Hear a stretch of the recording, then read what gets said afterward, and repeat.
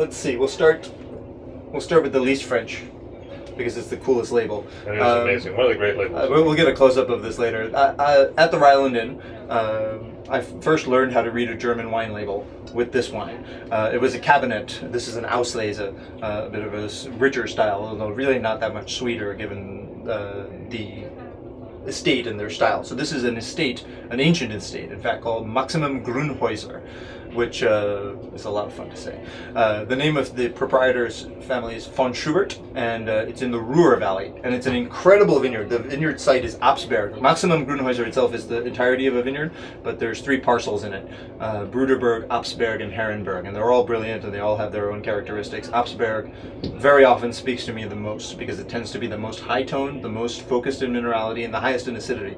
And these are pretty high-acid wines. I had a dinner some time back with a friend of mine who's a winemaker in California. It was in the winter, and we were tasting this wine, and she looked at me and she said, "This wine is almost too acid. The acidity is so crazy. It's almost like a flaw." And you're like, "I love it." Well, I said, "Yeah." So says the California Pinot Noir maker. I promptly got punched in the knee, but I probably deserved it. Really? So a very historic estate, an estate I've been visiting now for many years, and it's one of the few places in Germany where once you've visited and you've tasted the wines, they give you the opportunity to buy wine. So I always bring back suitcase magnums. I love it. Von Schubert has consistently been one of the most overperforming wines for its category and price in my wine experience. This bottle is a 1983 Auslese. So Auslese is a richness level that suggests some sweetness, but actually in the Ruhr Valley the acid levels are so high, and they balance the sweetness so brilliantly that the wines don't tend to come off quite so sugary.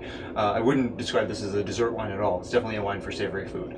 It's lovely with foie gras, but even more interesting, I've enjoyed dinners where we've gotten to have this same 83, although a slightly different cuvee, a Fuder number 67, which is a separate barrel special bottling, with grouse, and it was incredible. Really gamey flavors work really well with this. Really intense sort of fat meats like goose are amazing with wines like this. Really, really complex, and has that perfect combination of a bit of fruitiness, a bit of minerality, a lot of savory tones, and just complexity that goes on forever. That acidity just maintains the flavors on the palate for so long that it's mind-boggling. Is that what you feel you're really drawn to? Is that level of complexity? Length and complexity, exactly. Those are the 2 standards of the wine that's really great.